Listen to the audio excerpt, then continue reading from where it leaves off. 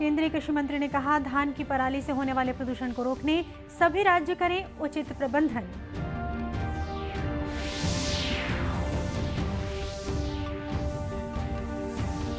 देशव्यापी स्वच्छता अभियान गढ़ रहा सफलता के नए आयाम।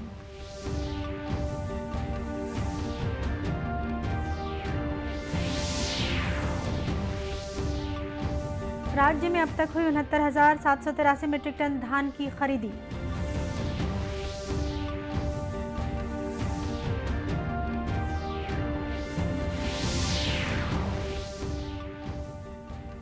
और राहत आपदा प्रबंधन की टीम ने राजधानी रायपुर सहित प्रदेश के विभिन्न जिलों में मॉक ड्रिल कर लोगों को किया जागरूक।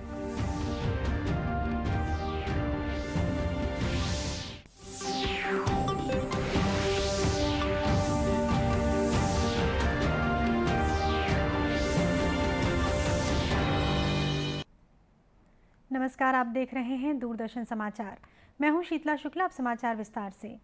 कृषि मंत्री नरेंद्र सिंह तोमर ने कहा है कि प्रदूषण को रोकने के लिए धान की पराली का उचित प्रबंधन सभी की सामूहिक जिम्मेदारी है।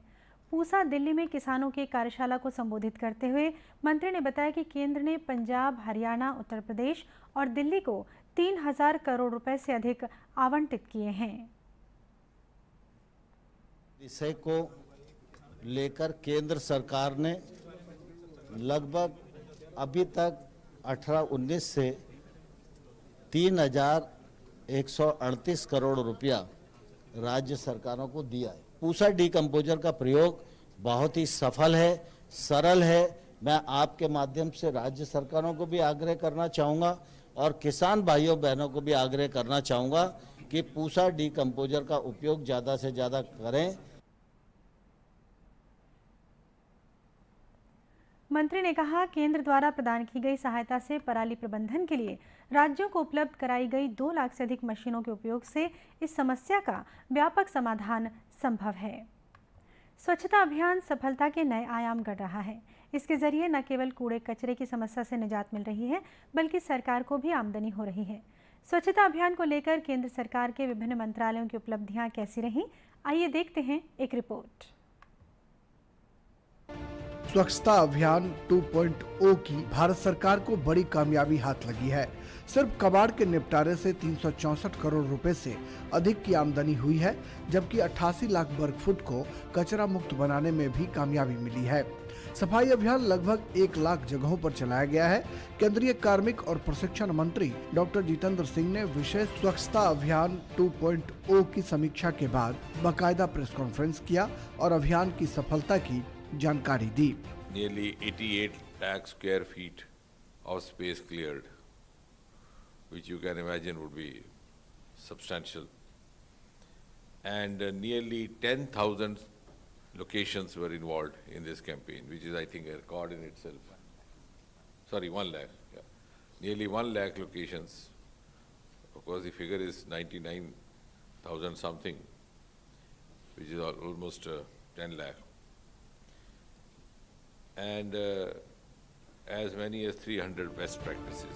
2 से 31 अक्टूबर तक चले विशेष स्वच्छता अभियान के दौरान बड़े पैमाने पर लोक शिकायतों का निपटारा किया गया। 8,734 सांसदों के मामलों के जवाब दिए गए और 883 नियमों को सुगम बनाया गया। वहीं 54.50 लाख फाइलों की समीक्षा भी की गई। इस दौरान रेलवे, जहाजरानी, संचार समेत अनेक मंत्रालयों ने अभियान चलाकर स्वच्छता अभियान में पैनापन लाने की कोशिश की। प्रदेश में 1 नवंबर से लेकर आज तक 69,783 मीट्रिक टन धान की खरीदी हो चुकी है।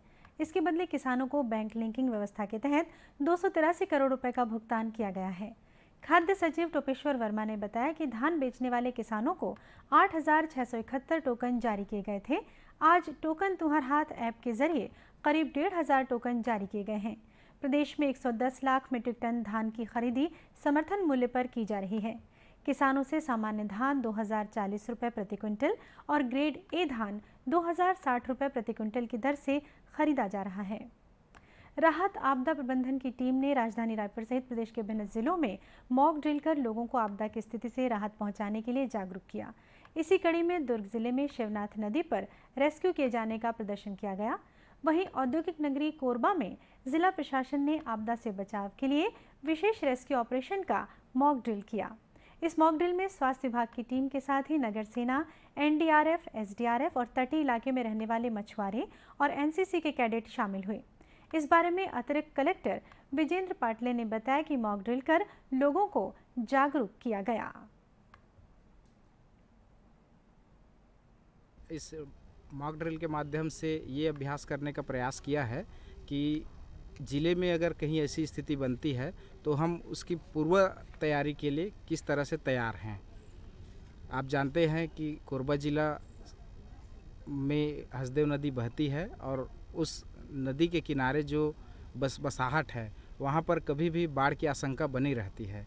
तो इसके लिए आज हमने एक समग्र अभ्यास किया है और इसमें डेमो के रूप में हमने 600 बसाहट यानी 600 लोगों को अपने उनके सुरक्षित जो शेल्टर स्थल बनाए थे वहाँ पर पहुँचाया है।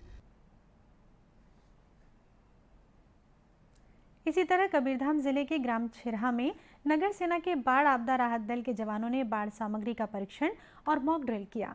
इस अवसर पर कबीरधाम कलेक्टर जन्मेजय महोबे, पुलिस अधीक्षक डॉक्टर लाल उम्मेद सिंह भी उपस्थित थे। उन्होंने लोगों को आपातकालीन सेवा उपलब्ध कराने के प्रदर्शन में लगी राहत टीम को प्रोत्साहित किया। जवानों ने परंपरागत तरीके से गांव में उपलब्ध घरेलू सामग्री से बचाव के उपकरण तैयार कर बाढ़ के पानी से लोगों को बचाने के तरीके के बारे में बताया। इस अवसर पर काफी संख्या में ग्रामीण भी उपस्थित थे। आपदा प्रबंधन टीम ने मुस्तैदी से रेस्क्यू कर बाढ़ में फंसे लोगों को बचाने मॉक ड्रिल की। इसके लिए स्थानीय स्कूल में राहत शिविर बनाया गया था, जहां सभी विभागों के अधिकारियों की ड्यूटी लगाई गई थी। प्रदेश में अनेक पर्यटन स्थल हैं जो देश दुनिया के सैलानियों को आकर्षित कर रहे हैं। कोरिया जिले में स्थित हजारों साल पहले बनाए गए शैलचित्र आज भी मूलभूत सुविधाओं के अभाव में लोगों की पहुंच से दूर हैं। यहाँ स्थित वनों और गुफाओं के भीतर पत्थरों में अद्भुत शैलचित्र हैं जो गहरे लाल, खड़िया और गेरू रंग में अंकित हैं। साथ ही इस इलाके में बेहद दुर्लभ जड़ी बूटियां भी पाई जाती हैं। कोरिया जिले की सीमा गुरु घासीदास राष्ट्रीय उद्यान से लगी हुई है। यहाँ प्राचीन, ऐतिहासिक और दुर्लभ चीजें मौजूद हैं। इस बारे में गुरु घासीदास राष्ट्रीय उद्यान के प्रभारी वन अधिकारी रंगनाथ रामकृष्णन ने बताया कि इस इलाके की गुफाओं में भित्ति चित्र अंकित हैं, जिसका सर्वे भारतीय पुरातत्व सर्वेक्षण द्वारा किया जाएगा। 15 साइट मिले हैं जो कि केव आर्ट या रॉक आर्ट या भित्ति चित्र जो बोलते हैं उनके मिले हैं, जो कि हमें लग रहा है अभी तक इनका डॉक्यूमेंटेशन नहीं हो पाया है, पर हम लोगों ने एक किताब उसके लिए निकाले हैं। तो ये लगभग 10,000 साल से 20,000 साल पुराना भित्ति चित्र लग रहे हैं, जिसकी पुष्टि आर्कियोलॉजिकल सर्वे ऑफ इंडिया वगैरह से करवाना है।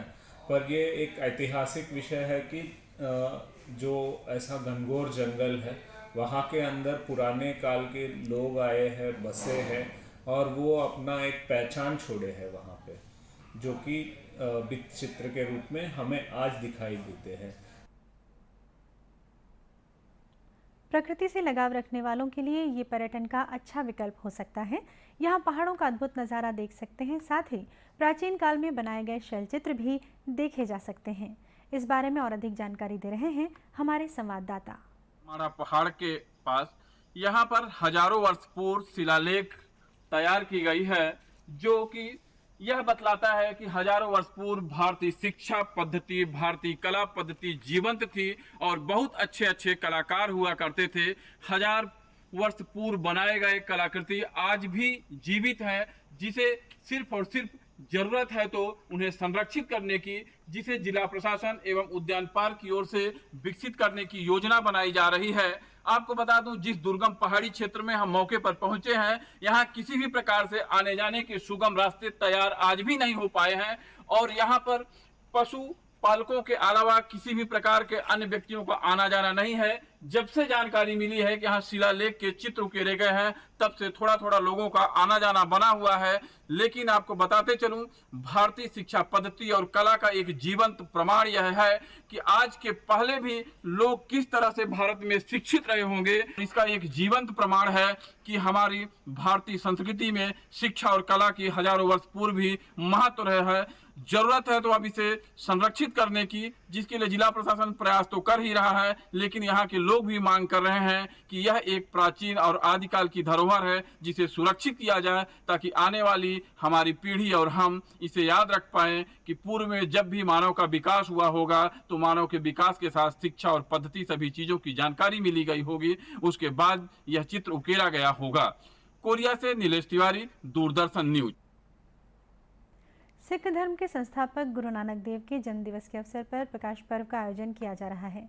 इस अवसर पर सिख समाज के लोग विभिन्न स्थानों में नगर कीर्तन और शोभा यात्रा निकाल रहे हैं। दुर्ग रेलवे स्टेशन के समीप स्थित गुरुद्वारे से आज पंच प्यारों की अगुवाई में नगर कीर्तन निकाला गया। इसमें गुरु ग्रंथ साहिब का विशेष दीवान सजाया गया था। आयोजन के बारे में गुरुद्वारा प्रबंधन कमेटी के अध्यक्ष अमरिंदर सिंह खुराना ने बताया कि नगर कीर्तन का मकसद गुरु नानक देव द्वारा दिखाए गए सत्य के मार्ग से लोगों को परिचित कराना है। हमारे धन श्री गुरु नानक देव जी महाराज जी के प्रकाश पर्व जो कि 8 तारीख को आ रहा है, उस उपलक्ष्य में हर साल पूरी सिख समाज दुर्ग गुरुद्वारा श्री गुरु सिंह सभा दुर्ग मिलके एक बहुत महान विशाल नगर कीर्तन उनकी खुशियों में निकालता है। वही एक खुशी के उपलक्ष्य में आज ये नगर कीर्तन गुरुद्वारा श्री गुरु सिंह सभा दुर्ग से निकाला गया है। इसमें पूरा सिख समाज, ना केवल सिख समाज, पूरा समाज, चाहे वो सिंधी समाज हो, मुस्लिम समाज हो, सब समाज मिलके आदर सत्कार के साथ इस नगर कीर्तन का स्वागत करता है।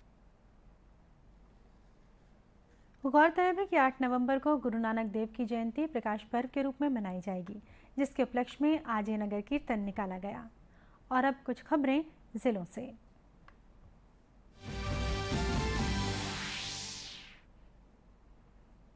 महिलाओं को घर के भीतर या किसी भी तरह की हिंसा से निजात दिलाने प्रदेश के विभिन्न जिलों में सखी वन स्टॉप सेंटर बनाया गया है।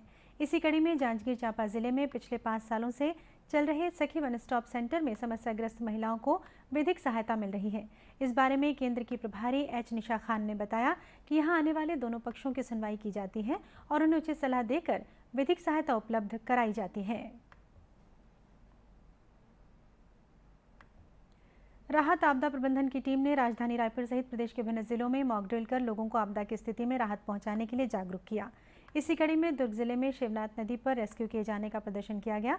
इस बारे में दुर्ग कलेक्टर पुष्पेंद्र मीणा ने बताया कि पानी में फंसे लोगों को किस तरह सुरक्षित निकाला जाए, इस बारे में जागरूक किया गया।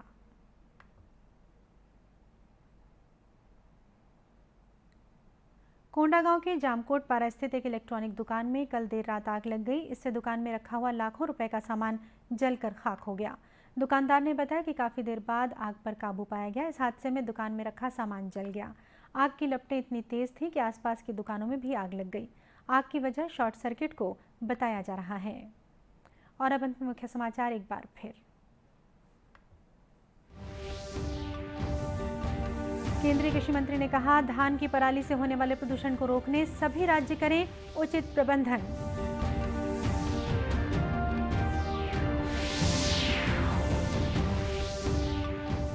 देशव्यापी स्वच्छता अभियान गढ़ रहा सफलता के नए आयाम।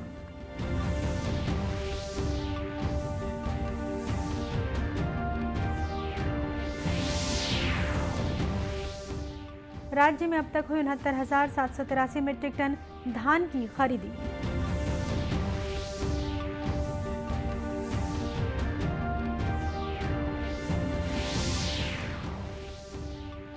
और राहत आपदा प्रबंधन टीम ने राजधानी रायपुर सहित प्रदेश के विभिन्न जिलों में मॉक ड्रिल कर लोगों को किया जागरूक। इसी के साथ ये समाचार बुलेटिन समाप्त हुआ। नमस्कार।